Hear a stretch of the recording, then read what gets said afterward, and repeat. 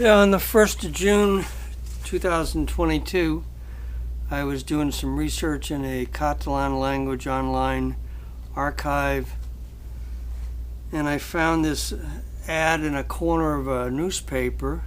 I was using the word guitarista to search, and I found this. It's a blow-up of the ad that was on a corner of a newspaper page in the bottom lower right-hand corner. And it says, La vida del guitarista Llobet. This CATALANS magazine started publication 3 weeks before, just a couple days after Miquel Llobet passed away on the 22nd of February of 1938. This magazine was published on the 10th of March, just 16 days after Miquel Llobet passed away.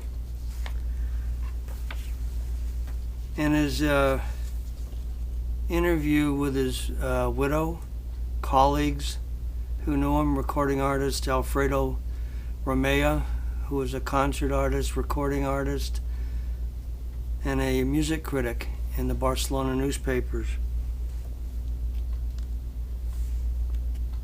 It's CATALANS issue number 3, magazine article, March 10th, 1938. This article in Catalan language was published just 16 days after the passing of Miquel Llobet. There was a lot of insight into the last years and days of his life. It's titled, About the Death of Miquel Llobet. Miquel is Miguel in Catalan. Above the sofa is a guitar overturned downward. Damunt un sofa, un guitarra ajaguda. The guitar appears to sleep. The maestro, after his last study, left it on top of this sofa. No one returned to play it. All have respected the will, the last wish of the maestro of the guitar. To the right is the painting of Lopez Mezquita that is in the Museum of Modern Art in Madrid. There is still a light on the room where the life was slowly extinguished.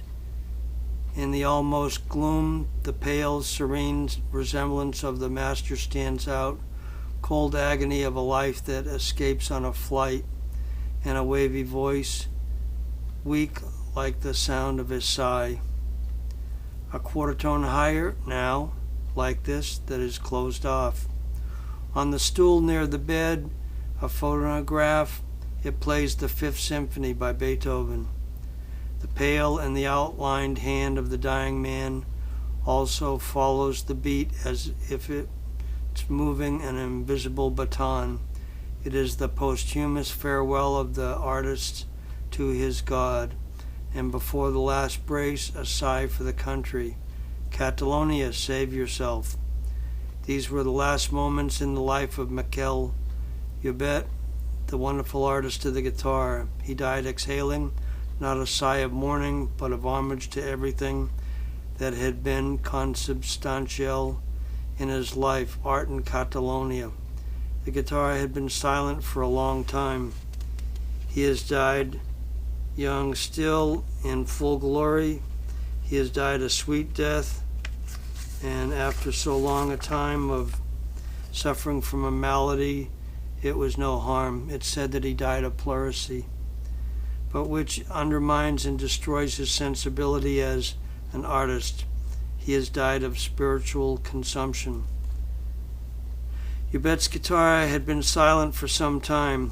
The last concert, to quote his sad wife, she told us, he gave it in Figueres, Catalunya in 1936. Then he didn't want to play anymore. He said, I'm not about to play now, he would say. When this is over, I will start again. Once again, take the route along the roads of Europe. What was your life like lately? He said he was now living a life of contemplation, as hardened as the cause, quote unquote, as he was, who had a just and picturesque phrase for everything. He has now, every now and then, a self-portrait. At 11 o'clock in the morning, he would pick up the guitar and play until 2:30. Then he was going for a walk. Before the Civil War, the daily walk can be said to have always been through the streets, squares, and alleys of old Barcelona. Not now. Now I didn't want to go. Llobet, artist's temperament, extreme sensitivity, had a common thorn in his side, the obsessive sight of that empty eye of the pine rosette. A few days before, Alfredo Romea, who along with Fernando Sor, Emilio Pujol, and Miquel Llobet formed the quartet of famous guitarists that Catalonia has given us, told us the other day. A few days before his death, I found him on La Via Laetana. How could I think that poor Llobet was so close to death? I noticed I was worried, but I didn't pay too much attention to it. We must have it, I said. And how is the guitar? Do you play a lot? Llobet, with the great naturalness in the world, answered me, Bad, Romea, bad. I'm completely out of shape. His 10 and his master. Today, when we entered the master's study room, just passing the visit through the spacious room, we were prone to capture the atmosphere that the artists like to go around. Canvases by Zuloaga, Mir, Jimeno, Torres Casana, Lopez Mesquita, and its great treasure, the drawing of an original warrior chief by Rembrandt, his favorite painter, and in his place of honor, Beethoven, his god, and Tarrega, his master. He has been silenced forever. And on a sofa, a guitar that Llobet left upside down. She has been sleeping since the day Llobet left her there, as she left her every day. The guitar I have silenced forever. This guitar I have silenced forever. Sadness is not allowed to be sung. It is one of Llobet's 40 guitars. The other, the one we take out of the case, is that of concerts. She would tell us like no other about Llobet's triumphs in London, Paris, Berlin, Vienna, Budapest, Rome, Milan, Buenos Aires, Havana, and New York, because Llobet's stage has been the world. His fame knew no borders. With Edison, in 1931, he was invited to play in Washington, where a Spanish music festival is held. They paid him in gold to play for only 25 minutes. On the occasion of this trip, Edison invited him to go and give a concert at his residence. Llobet always told me that the greatest emotion he felt in his life was to be in front of the great sage. Since Edison was deaf, in order to hear the concert, he had to sit right next to Llobet and thus be able to support a pencil that he carried in his mouth on the arm of the guitar. At the end of the concert, Edison said that Llobet had played the music that made him the most emotional. His great passion. Apart from not having secrets kept from him by the mechanism of the guitar, Llobet was a musician like a house.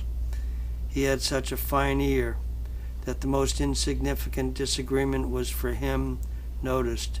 Stravinsky once said that Llobet could have been a great conductor, but he was in love with the guitar.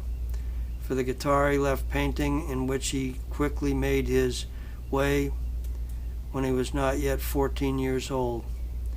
For the guitar he abandoned the possibilities of being a great conductor, and that, by the time he began, already has great merit, a merit that glory has rewarded him, however. It was the time when the guitarist could only be told sitting in a chair in vogue and accompanying a gypsy dancer. His great merit was to continue in Tarrega and with him to undertake the task of rehabilitating the guitar. He used to say that it was one thing to be a guitarist and another to be a guitar player. Hello, sir. Thank you, sir. Fine, Fred. Thank you, buddy. You bet. Simplicity. When Llobet returned to Barcelona after his first triumphs abroad, A group of friends attracted by the glory of the master were interested in giving the women an intimate concert. At the end of one of the works of the concert, one of the listeners exclaims, "Magnificent, magnificent," but that is not to play the guitar. Llobet, always attentive, replied, "Yes, friend, yes, that is the guitar. What is not the guitar is something other than you, surely, you have heard so far." And this, sad without presumption, because Llobet was the simplest and most frank man in the world. He had never been flattered by honors. He had never cared, like so many others, and with less merit, to cultivate his name, hence its low popularity, even in the artistic environment of Barcelona. Right now, he hadn't played in Barcelona for about 8 years. When his friends Pujol, Pablo Casals, and Manuel de Falla criticized him, he wished that he would come to Barcelona to rest for now, that he would have time to play. A detail that demonstrates the simplicity of his character. So far, on the occasion of his death, his family has not learned that in June last year he had been named an honorary fellow of the Society of Classical Guitarists of New York. Obsession. Llobet, an artist's temperament, was not a careless man in his customs and actions. Llobet was a select spirit, not a bohemian. He was a slave to method and order. Punctuality was his obsession. He asked him aloud, for example, what time it was, and with the clock in his hand he invariably told you the exact time in minutes. Once in Cadiz, Spain, he arrived at the port when the ship that was to take him to America had already been put out to sea, not because you were late, but because the captain was wrong and ordered it to leave early. The obsession with punctuality comes to serve it even in the last moments of its existence.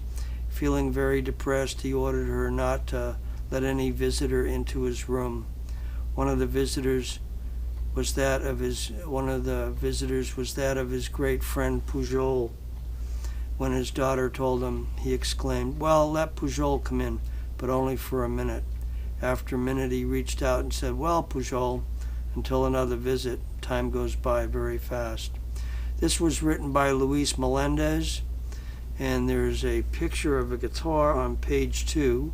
This is shown on my website with all the images that I translated from Catalan to English. This took about 10 hours to do all this that I've shared with you today.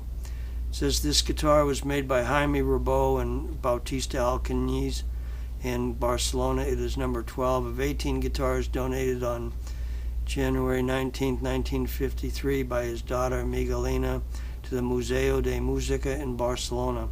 I have included a well-known photo showing this guitar from the article in his hands. This is the guitar of Master Llobet. Now it has to be silent forever. It is missing a string, the first. No one will put it on. It will always remain as the artist left it. The photos shown on page 1 and 2 are by Puig Ferran.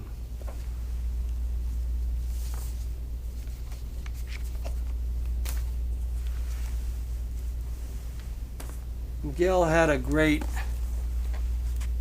friendship with Enrique Garcia. He lived about 2 miles away from the shop.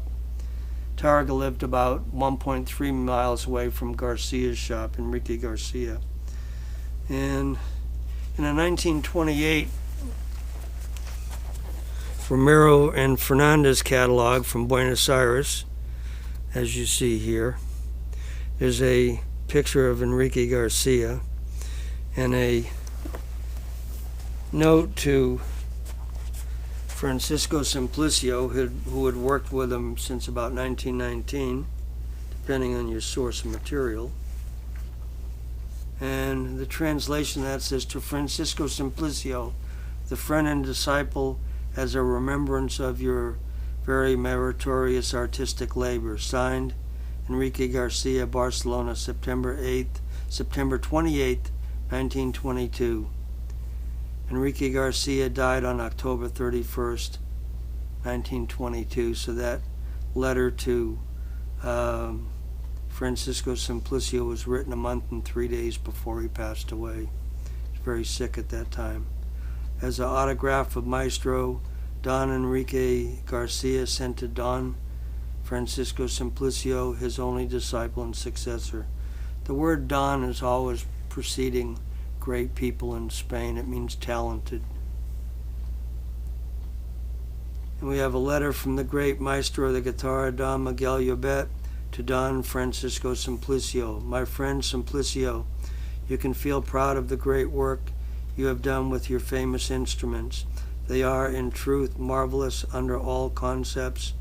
Not knowing what to admire more, it is beautiful sonority and sovereignty that permit the artist to bring out a richer gamut, or range of tones, or rather the magnificence of its combination, by what would be classified as dignified examples for a museum.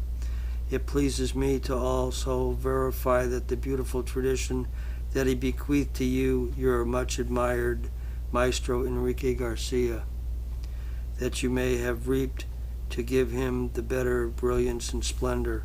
Count on me since, as your most fervent admirer, Miquel Llobet, Barcelona, July 23, 1924.